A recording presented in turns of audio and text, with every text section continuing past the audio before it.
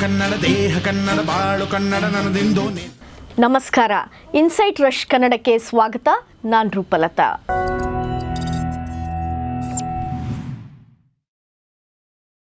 ಕರ್ನಾಟಕದಲ್ಲಿ ಕನ್ನಡಿಗನೇ ಸಾರ್ವಭೌಮ, ಕನ್ನಡವೇ ಮೊದಲು. ಆದರೆ ಈಗ ಪರಿಸ್ಥಿತಿ ಬದಲಾದಂತೆ ಕಾಣ್ತಾ ಇದೆ. ಮುಸ್ಲಿಂ ಪರ ಕಾಂಗ್ರೆಸ್ ಅನ್ನೋ ಆರೋಪ ಇರುವಾಗ ನಮ್ಮ ಕರ್ನಾಟಕ ಕಾಂಗ್ರೆಸ್ ತಗೊಂಡ ನಿರ್ಧಾರ ಕಚ್ಚಾಟಕ್ಕೆ ಕಾರಣವಾಗಿದೆ. ಏನು ಅಸಲಿ ಮ್ಯಾಟರ್? ಆರೋಗ್ಯ ಮತ್ತು ಕುಟುಂಬ ಕಲ್ಯಾಣ ಇಲಾಖೆಯು ಹಿಮೋಫೀಲಿಯಾ ರೋಗಿಗಳಿಗೆ ಚಿಕಿತ್ಸೆ ಹಾಗೂ 108 ಆಂಬ್ಯುಲೆನ್ಸ್ ಸೇವೆಗಳ ಲೋಕಾರ್ಪಣೆ ಕಾರ್ಯಕ್ರಮದ ಆಹ್ವಾನ ಪತ್ರಿಕೆಯನ್ನು ಉರ್ದುವಿನಲ್ಲಿ ಪ್ರಕಟಿಸಿರುವುದು ಚರ್ಚೆಗೆ ಗ್ರಾಸವಾಗಿದೆ. ಇದನ್ನು ವಿರೋಧಿಸಿ ಅನೇಕ ಕನ್ನಡ ಪರ ಹೋರಾಟಗಾರರು ಪ್ರಶ್ನೆ ಕೂಡ ಎತ್ತಿದ್ದಾರೆ. ಈ ಸೇವೆ ಮುಸಲ್ಮಾನರಿಗೆ ಮಾತ್ರವಾ ಅನ್ನೋ ಸಂದೇಹ ಕೇಳಿಬಂದಿದೆ. ಹಿಂದಿ ಹೇರಿಕೆ ಅಂತ ಕೂಗ್ತಾ ಇದ್ದ ಕೆಲವರು ನಾಪತ್ತೆ ಆಗಿರೋದು ವಿಶೇಷ. ಕಾಂಗ್ರೆಸ್ ಸರ್ಕಾರ ಆಡಳಿತ ಭಾಷೆ ಕನ್ನಡವನ್ನೇ ನಿರ್ಲಕ್ಷಿಸಿ ಓಲೈಕೆ ರಾಜಕಾರಣ ಮಾಡಲಾಗ್ತಿದೆ ಅಂತ ಪ್ರತಿಪಕ್ಷ ಬಿಜೆಪಿ ಆರೋಪ ಮಾಡ್ತಾ ಇದೆ.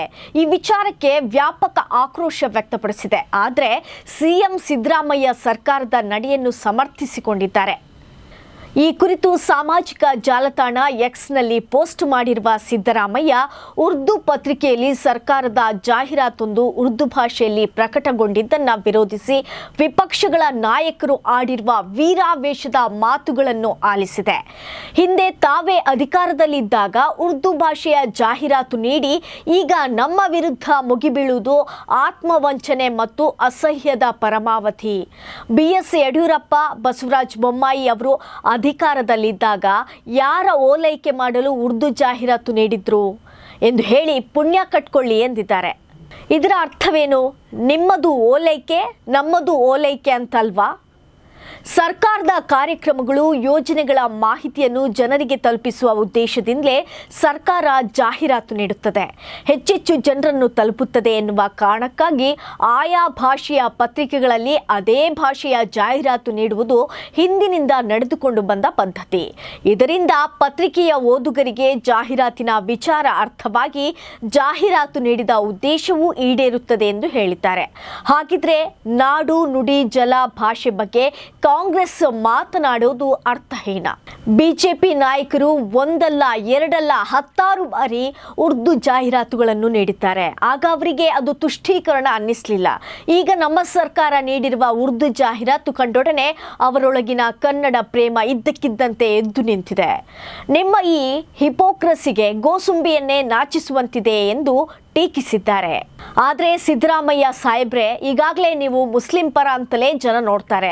ನಿಮ್ಮ ಮಾತು, ನಿಮ್ಮ ನಡೆ ಎಲ್ಲವೂ ಹಾಗೆ ಇದೆ. ಕನ್ನಡದಲ್ಲಿ ಜಾಹೀರಾತು ಕೊಟ್ಟಿದ್ದಿದ್ರೆ ಇದೊಂದು ಚರ್ಚೆಯೇ ಆಗ್ತಾ ಇರಲಿಲ್ಲ ಅನ್ನೋದು ನಿಮ್ಮ ಗಮನಕ್ಕಿರಲಿ.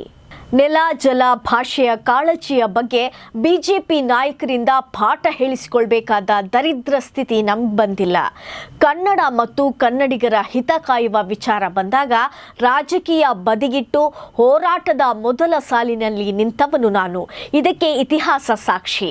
ಕನ್ನಡ ಕಾವಲು ಸಮಿತಿ ಅಧ್ಯಕ್ಷನಾಗಿಯೇ ರಾಜಕೀಯ ಜೀವನಕ್ಕೆ ಕಾಲಿರಿಸಿದ ನನಗೆ ಕನ್ನಡ ಬರೀ ಭಾಷೆಯಲ್ಲ, ಬದುಕು ಹೌದು ಎಂದು ತಿರುಗೇಟು ನೀಡಿದ್ದಾರೆ. ಇಲ್ಲಿ ನಿಜವಾಗಿಯೂ ಕನ್ನಡ ಕಾವಲು ಆಗ್ತಾ ಇದೆಯಾ ಅನ್ನೋ ಪ್ರಶ್ನೆ ಬರುತ್ತಲ್ಲ. ಕನ್ನಡ ಹೊರತುಪಡಿಸಿ ಇತರ ಭಾಷೆಗಳಲ್ಲಿ ಆಹ್ವಾನ ಪತ್ರಿಕೆ ಮುದ್ರಿಸುತ್ತಾ ಹೋಗುವುದು ಸರಿಯಲ್ಲ. ಕನ್ನಡಕ್ಕೆ ಮೊದಲ ಆದ್ಯತೆಯನ್ನ ಕರ್ನಾಟಕದಲ್ಲಿ ನೀಡಬೇಕು. ಓಲೈಕೆ ರಾಜಕಾರಣಕ್ಕಾಗಿ ಕನ್ನಡವನ್ನು ನಾಡದ್ರೋಹಿ ಕಾಂಗ್ರೆಸ್ ಸರ್ಕಾರ ಕಡೆಗಣಿಸುತ್ತಿದೆ ಅನ್ನೋದು ಬಿಜೆಪಿ ಆರೋಪ. ರೋಗ ನಿರೋಧಕ ಚಿಕಿತ್ಸೆ, ಆಂಬ್ಯುಲೆನ್ಸ್ಗೆ ಚಾಲನೆ ನೀಡಬೇಕಾಗಿದ್ದ ಆಹ್ವಾನ ಪತ್ರಿಕೆಯನ್ನು ಸಂಪೂರ್ಣ ಉರ್ದುವಿನಲ್ಲಿ ಪ್ರಕಟಿಸಿದೆ ಎಂದು ಕರ್ನಾಟಕ ಬಿಜೆಪಿ ಎಕ್ಸ್ ಪೋಸ್ಟ್ ಮೂಲಕ ಟೀಕಿಸಿದೆ. ಸಿಎಂ, DCM ಅವರೇ ಕರ್ನಾಟಕದ ಆಡಳಿತ ಭಾಷೆ ಕನ್ನಡವೋ ಅಥವಾ ಉರ್ದುವೋ? ದಿನೇಶ್ ಗುಂಡೂರಾವ್ ಅವರ ಮನೆಯಲ್ಲಿ ಉರ್ದು ಮಾತನಾಡ್ತಾರೆ ಎಂಬ ಕಾರಣಕ್ಕೆ ಸರ್ಕಾರದ ಅಧಿಕೃತ ಆಹ್ವಾನ ಪತ್ರಿಕೆಯನ್ನು ಉರ್ದುವಿನಲ್ಲಿ ಪ್ರಕಟಿಸಲು ಅಧಿಕಾರ ಕೊಟ್ಟವರಾರು ಎಂದಿದೆ. ನಿಮ್ಮ ಮನೆಯಲ್ಲಿ ಉರ್ದುವಿನಲ್ಲಿ ಮಾತನಾಡಿ, ಆದರೆ ಕರ್ನಾಟಕದ ಆಡಳಿತ ಭಾಷೆ ಕನ್ನಡ ಎಂಬುದನ್ನು ನೆನಪಿಡಿ ಎಂದು ಎಚ್ಚರಿಕೆ ನೀಡಿದೆ. ಅಧಿಕೃತ ಆಮಂತ್ರಣ ಪತ್ರಿಕೆಗೂ ಮತ್ತು ಪತ್ರಿಕಾ ಜಾಹೀರಾತಿಗೂ ವ್ಯತ್ಯಾಸ ತಿಳಿಯದಷ್ಟು ಬಿಜೆಪಿ ನಾಯಕರ ಬುದ್ಧಿ ಮಂಕಾಗಿದೆಯೇ? ಅಥವಾ ಜನರನ್ನು ದಾರಿ ತಪ್ಪಿಸಲೇಬೇಕು ಎನ್ನುವ ಹಠಕ್ಕೆ ಬಿದ್ದಿದ್ದೀರಾ? ಎಂದು ಆರೋಗ್ಯ ಸಚಿವ ದಿನೇಶ್ ಗುಂಡೂರಾವ್ ಎಕ್ಸ್ ಮೂಲಕವೇ ಪ್ರತ್ಯುತ್ತರ ನೀಡಿದರು. ಜಾಹೀರಾತು ಹಿಡಿದು ನಾಡದ್ರೋಹಿ ಎಂದು ಬೊಬ್ಬೆ ಹೊಡೆಯುತ್ತಿರುವ ಬಿಜೆಪಿಗರು ವಿಶ್ವಗುರು ಫೋಟೋ ಸೇರಿಸಿ ನಿಮ್ಮದೇ ಅಧಿಕಾರಾವಧಿಯ ಎಷ್ಟು ಜಾಹೀರಾತು ನೀಡಿದ್ದೀರಿ ಅಂತ ಒಮ್ಮೆ ತಿರುಗಿ ನೋಡಲಿ ಎಂದು ಟೀಕಿಸಿದ್ದಾರೆ. ಎಂಡ್ ಆಫ್ ದಿ ಡೇ ನನ್ನ ಮೊದಲನೇ ಸಾಲನ್ನು ರಿಪೀಟ್ ಮಾಡ್ತೀನಿ. ಕರ್ನಾಟಕದಲ್ಲಿ ಕನ್ನಡಿಗನೇ ಸಾರ್ವಭೌಮ, ಕನ್ನಡವೇ ಮೊದಲು.